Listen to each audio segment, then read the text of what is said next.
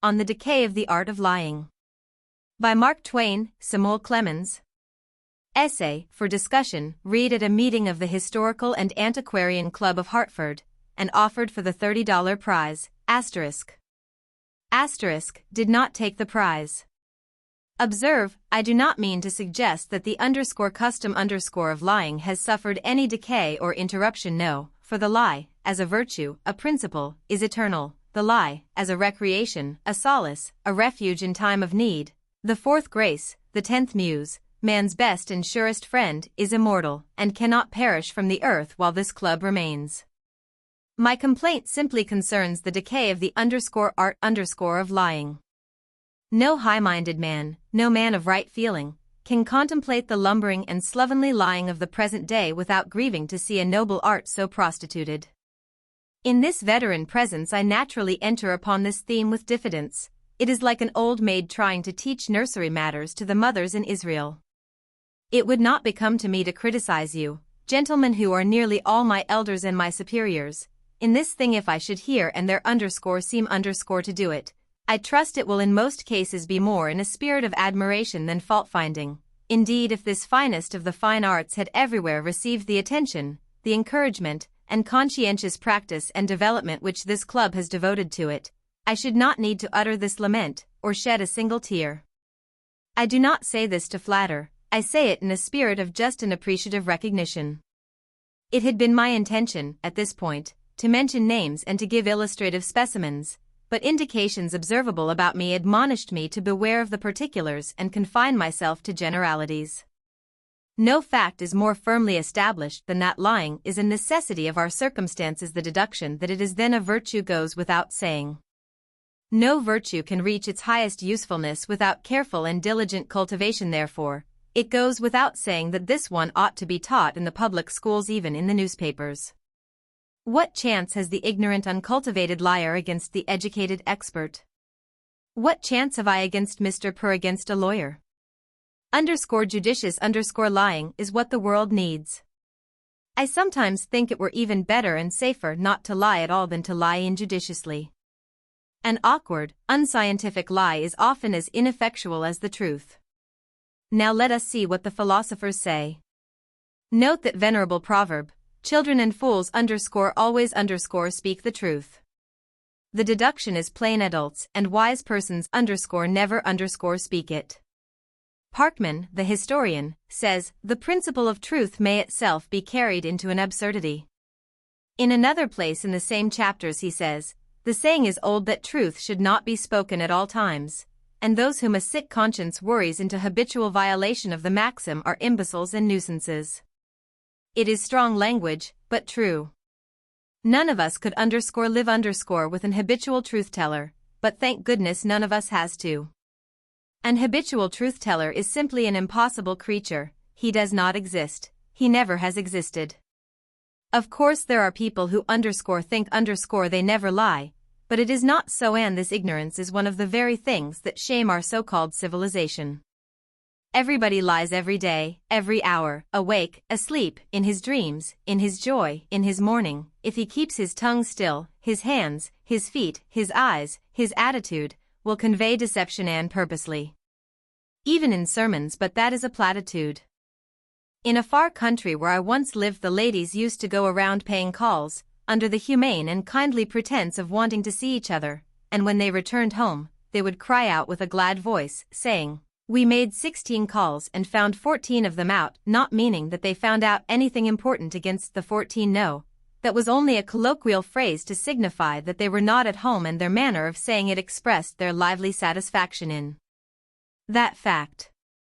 Now their pretense of wanting to see the 14 and the other 2 whom they had been less lucky with was that commonest and mildest form of lying which is sufficiently described as a deflection from the truth. Is it justifiable? Most certainly. It is beautiful, it is noble, for its object is, not to reap profit, but to convey a pleasure to the 16. The iron-souled truthmonger would plainly manifest, or even utter the fact that he didn't want to see those people, and he would be an ass, and inflict totally unnecessary pain. And next, those ladies in that far country, but never mind, they had 1,000 pleasant ways of lying. that grew out of gentle impulses, and were a credit to their intelligence and an honor to their hearts. Let the particulars go. The men in that far country were liars, every one. Their mere howdy-do was a lie, because they didn't care how you did, except they were undertakers. To the ordinary inquirer you lied in return, for you made no conscientious diagnostic of your case, but answered at random and usually missed it considerably. You lied to the undertaker, and said your health was failing, a wholly commendable lie, since it cost you nothing and pleased the other man. If a stranger called and interrupted you, you said with your hearty tongue, "I'm glad to see you," and said with your heartier soul, "I wish you were with the cannibals and it was dinner time." When he went, you said regretfully, _you go, and followed it with a call again, but you did no harm, for you did not deceive anybody nor inflict any hurt, whereas the truth would have made you both unhappy. I think that all this courteous lying is a sweet and loving art, and should be cultivated.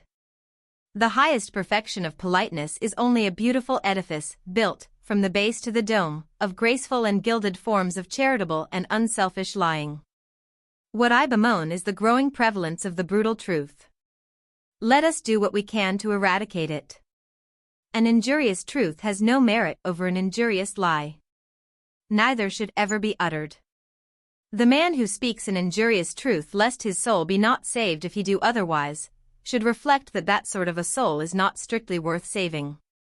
The man who tells a lie to help a poor devil out of trouble, is one of whom the angels doubtless say, "Lo, here is an heroic soul who casts his own welfare in jeopardy to succor his neighbors. Let us exalt this magnanimous liar." An injurious lie is an uncommendable thing, and so, also, and in the same degree, is an injurious truth a fact that is recognized by the law of libel. Among other common lies, we have the _silent lie, the deception which one conveys by simply keeping still and concealing the truth.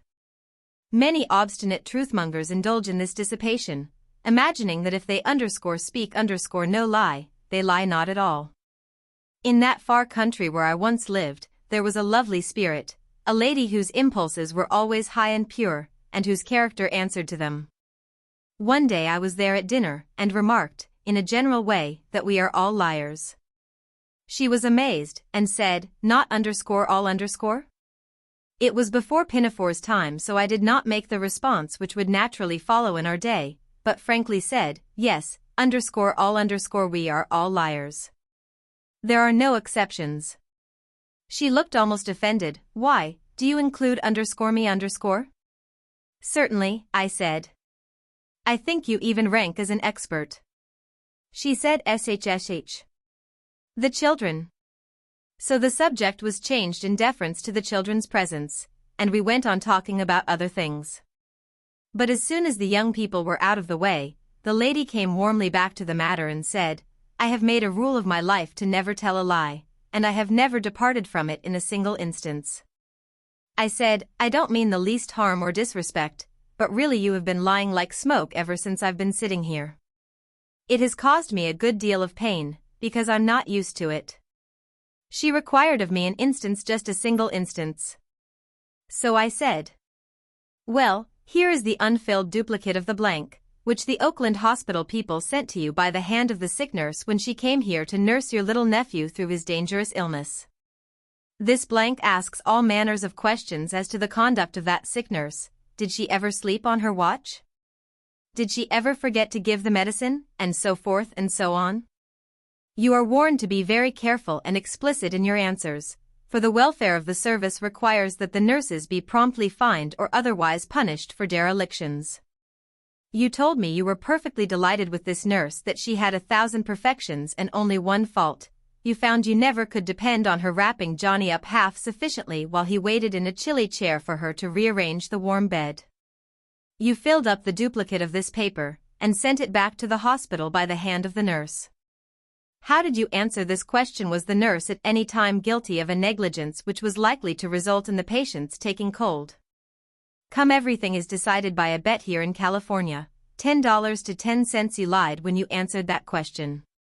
She said, "I didn't, I left it blank, just so you have told a silent lie, you have left it to be inferred that you had no fault to find in that matter. She said, oh, was that a lie? And how could I mention her one single fault, and she is so good, it would have been cruel. I said, one ought always to lie, when one can do good by it. Your impulse was right, but your judgment was crude. This comes of unintelligent practice. Now observe the results of this inexpert deflection of yours. You know Mr. Jones's Willie is lying very low with scarlet fever. Well, your recommendation was so enthusiastic that girl is there nursing him, and the worn-out family have all been trustingly sound asleep for the last 14 hours, leaving their darling with full confidence in those fatal hands, because you, like young George Washington, have a reputa. However, if you are not going to have anything to do, I will come around tomorrow and we'll attend the funeral together, for, of course, you'll naturally feel a peculiar interest in Willie's case as personal a one, in fact, as the undertaker. But that was not all lost. Before I was halfway through she was in a carriage and making 30 miles an hour toward the Jones mansion to save what was left of Willie and tell all she knew about the deadly nurse. All of which was unnecessary, as Willie wasn't sick, I had been lying myself. But that same day, all the same, she sent a line to the hospital which filled up the neglected blank, and stated the facts _2 in the squarest possible manner. Now, you see, this lady's fault was not in lying, but in lying injudiciously. She should have told the truth, and made it up to the nurse with a fraudulent compliment further along in the paper. She could have said, in one respect this sick nurse is perfection when she is on the watch, she never snores. Almost any little pleasant lie would have taken the sting out of that troublesome but necessary expression of the truth. Lying is universal, we all do it. Therefore, the wise thing is for us diligently to train ourselves to lie thoughtfully, judiciously, to lie with a good object, and not an evil one, to lie for others' advantage, and not our own, to lie healingly, charitably, humanely, not cruelly, hurtfully, maliciously, to lie gracefully and graciously, not awkwardly and clumsily, to lie firmly, frankly, squarely, with head erect, not haltingly, tortuously, with pusillanimous mien, as being ashamed of our high calling. Then shall we be rid of the rank and pestilent truth that is rotting the land, then shall we be great and good and beautiful, and worthy dwellers in a world where even benign nature habitually lies, except when she promises execrable weather. Then but I am but a new and feeble student in this gracious art, I cannot instruct this club. Joking aside, I think there is much need of wise examination into what sorts of lies are best and wholesomest to be indulged, seeing we must all lie and we do all lie, and what sorts it may be best to avoid, and this is a thing which I feel I can confidently put into the hands of this experienced Club A right body, who may be termed, in this regard, and without undue flattery, old masters.